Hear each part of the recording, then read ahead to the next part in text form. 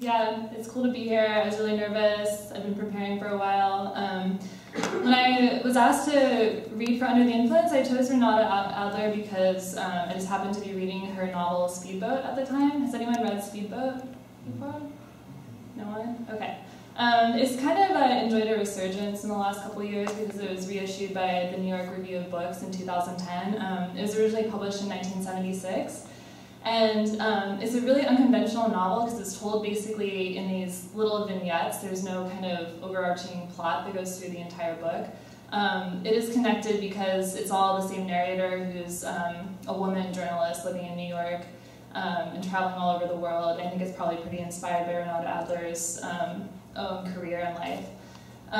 She's like a kind of divisive figure in the literary community, or she's not as active now, but she's really known for political writing and for her scathing book reviews and film reviews. They call them literary hit pieces, basically, just like shocking. But I love this book, and I thought it would be really fun to channel her because I don't know, there's like a certain flatness too to the prose that I think is really funny, and hopefully you'll see what I mean. So I'm going to read some excerpts from Speedboat, just ones that stood out to me that I liked, and then I'll read my own in response. So I'm not really reading in order in the book, but I am going to start with the first section, and then from there I'll tell you like what page number I'm reading from. So the first section from Speedboat, page 1. Nobody died that year. Nobody prospered. There were no births or marriages. 17 reverent satires were written, disrupting a cliché and presumably creating a genre. That was a dream, of course, but many of the most important things, I find, are the ones learned in your sleep. Speech, tennis, music, skiing, manners, love. You try them waking and perhaps balk at the jump, and then you're over. You've caught the rhythm of them once and for all in your sleep at night. The city, of course, can wreck it. So much insomnia, so many rhythms collide. The salesgirl, the landlord, the guest, the bystanders, 16 varieties of social circumstance in a day. Everyone has the power to call your whole life into question here. Too many people have access to your state of mind. Some people are indifferent to dislike, even relish it. Hardly anyone I know. Page 30. I visited the University of California at Santa Cruz once. It was rich and near the sea and full of redwoods. The students who did not care to walk to class were conveyed by surreys with fringes. There was no real way to stage a student strike, since most things were permitted. Attendance in the class was not taken. The only way to be on strike was to attend a class and wear a black, identifiably striker's armband. The students wanted to strike on behalf of the local people of Santa Cruz, who loathed them. The strike was a boycott of grapes. The students picketed the local stores that sold grapes. The locals bought up all the grapes and waved them in the students' faces. There seemed to be no understanding among anybody. The troopers were there to protect students from club-bearing locals. The students thought the locals were oppressed by troopers. Education, perhaps, in its own way, suffered. The only way you can get even a quorum of a class here, a professor told me, is with a class in sensitivity training or transcendental meditation. I left soon. 41. We had been standing outside his tent for 11 hours. The crowd was large. When at last he came out, the guru stared, then threw an orange, savagely. He returned to his tent. That was all. 31. One night in Paris, during the last days of the Algerian crisis, I was studying in a common room at the university where I used to live and where 4 apparently interchangeable Americans incessantly played bridge. A bomb went off. The explosion was enormous. Windows smashed, doors fractured. The reception desk blew up. The lights went out. The first words after the thunder and reverberations in the darkness were an imperturbable, incredulous, 2 hearts. Another night, one of the intermittent bridge players wandered barefoot into the common room. She was known for her casual, oddly violent guess-whats. "Guess what?" she said. The other players, noticing that even her feet on the dusty, littered floor were an uncharacteristic American high school clean, guessed she was having an affair. No one in that place that year, except Southern girls and narcissists, seemed to wash any more thoroughly than life required. But the guess what's always made an immediate claim. They never passed quite safely until someone guessed correctly or everyone gave up. Bathtub running over, pregnancy, expulsion from a Sorbonne class were guessed. Then wisps of smoke were drifting down the corridor. Nobody moved. More guesses. The girl's roommate made 3-no trump. Then she choked and guessed a fire from a hot plate underneath a mattress in the room they shared. Correct. The fumes were poisonous. The room had been half smoldering, half in flames. "Oh, Ruth," the girl said, like some reproachful loser in a mindless chess game. "You always guess." That's it. 40. Lida was an exuberant, even a dramatic gardener. She would spend hours in her straw hat and gloves, bending over the soil. When somebody walked past her in her work, she was always holding up a lettuce or a bunch of radishes with an air of resolute courage, as though she had shot them herself. 88. All the men in the room had drinks in their hands. They had tried to extricate themselves from conversations by saying, "I guess I'll have another drink. May I get one for you?" The trouble with this method is that it takes people right back where they came from. It is impossible to approach with one lady's gin and tonic another lady who may be drinking scotch. Escape procedures, however, were in full force.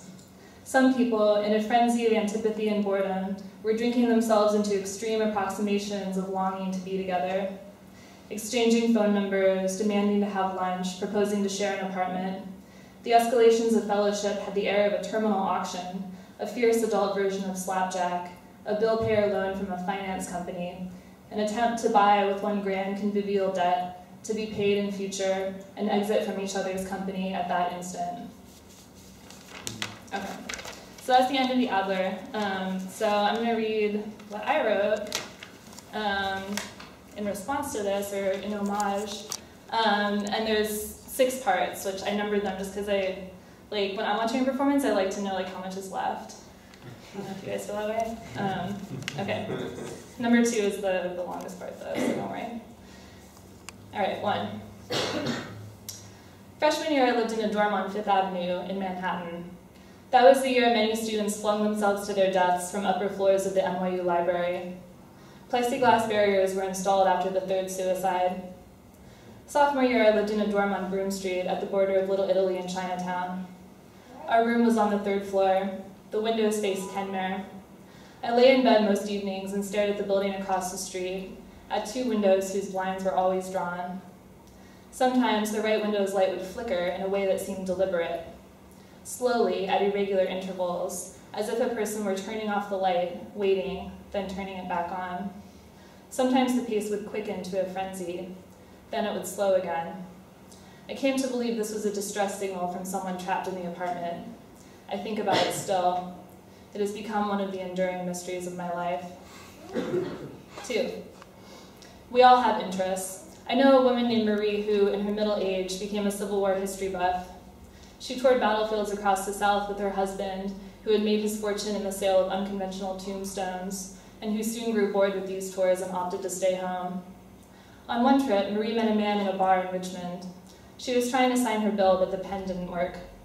The man, handsome, with long, wheaten hair, warmed the pen's tip with a lighter, which made the ink flow again. His name was Kevin Taylor. He was a dressmaker who specialized in historical reproductions. What a coincidence! Marie wanted to commission a ball gown. She was hoping to attend a Civil War gala that summer in Raleigh. Kevin Taylor promised Marie an emerald crushed velvet Scarlett O'Hara dress, historically accurate in every respect. She gave him a down payment of $250 on the spot. Over the next 2 years, Marie would return to Richmond many times. She met Kevin Taylor in motel rooms and airport lounges. He always promised the dress was nearly complete. To their meetings, he would bring them pictures of the dress in progress, as if it were his hostage. Sometimes he brought a sleeve. Kevin Taylor always needed more money, an extra $100 for corset boning, $50 for additional lace. Marie's husband wanted to call Kevin Taylor and put the pressure on, but Marie insisted that you couldn't rush an artist. At last, Kevin Taylor called to say the dress was ready. They arranged to meet in Richmond one last time. Marie gave Kevin Taylor the phone number of a bed and breakfast where she'd be staying. When he called, he said there was a problem. He had the dress, but the hoop skirt was locked up in some sort of factory. The man with the key to the factory was out of town until Monday, when Marie would already be gone. At that point, Marie's husband, the gravestone mogul, said enough was enough. She gave up the chase. For the next 5 years, Marie continued to receive, in the mail, Polaroids of disembodied portions of the dress. Once, an almond-shaped swatch of green velvet cut with pinking shears. Finally, Kevin Taylor sent a letter. He wrote that he was sorry he had, for the past 7 years, defrauded Marie with the promise of the dress. He had not actually been making it for most of those years. But now the dress was truly finished. He included prints from a disposable camera. The dress lay on a motel bedspread. It was exquisite, exactly what Marie had imagined. Kevin Taylor said he didn't want any more money. He just wanted Marie to have the dress, his masterpiece. Say the word, he said, and I'll send it. Marie threw the letter in the trash. Her marriage was falling apart. In any case, her taste by then had shifted to later wars. Part 3. Night after night, the light in the window transmitted its message. It began flickering around 6 and had gone dark for the night by 7. I was convinced that someone was being held prisoner in the room. I pictured a man tied to a straight-back chair. All day he was tortured, except for one twilight hour when his captors went out for a slice. Alone at last, the captive would hop with his chair to the light switch and try desperately to communicate with someone in my building, using the Morse code he had learned as a Boy Scout. 4. Bert and Sheila vacationed in Sarasota every spring, out of an old habit, though Florida bored them. One year they visited a psychic. Sheila's report was positive. Vague good fortune was promised. The psychic paused when it came to Bert. She said she had some troubling news. Bert, the psychic said, had in a past life been a woman who was violently drowned. This explained Bert's severe, lifelong asthma. It was the habit of the drowned woman, who still lived in Bert's soul, to gasp for air. Bert returned to the Midwest, where he was an ophthalmologist at a large teaching hospital. He stayed in contact with the psychic, who guided him in a procedure to banish the drowned woman from his soul. First, the psychic told him to withdraw 10 $100 bills from the bank. New bills, freshly minted. Then, Bert was instructed to pin the bills somewhere against his skin and keep them there for a whole day. Bert pinned them inside his underwear, white briefs, and forgot they were there. That afternoon, he had his yearly physical, performed by one of his colleagues, Doug, a generalist. Doug asked Bert to remove his underwear. The briefs were already on the floor when Bert remembered the hundreds pinned inside. Bert watched Doug see the bills. He did not try to explain. He hoped it would add to his mystique. The psychic was pleased that Bert had followed her instructions. She said the last step was to send her the money so she could destroy it in a ritual of purification. At this point, Bert knew it was a scam. He hung up on the psychic. He was spending his underwear money for months on bagels and coffees, packs of gum, hot dogs in the hospital cafeteria. He kept the hundreds in the sock drawer and peeled another off when his wallet was empty. It seemed like the underwear money would never run out, until one day, of course, it did. 5. On New Year's Eve, a party was held at a man's house south of the city in which many of us at that time lived. Guests lingered over a glutted snack table. Out of profound discomfort, they gorged themselves on baby carrots and buckets of miniature Trader Joe's cookies. Smokers went on the front porch and smoked. Non-smokers joined them just to escape the house. The porch soon became intolerable in the same mysterious way, and everyone drifted back into the house, which they found to be just as oppressive as it had been 5 or 10 minutes before, when they had fled to the porch. Everyone suffered, but no one felt they could leave. The longer they stalled in deciding, the closer the clock crept toward midnight.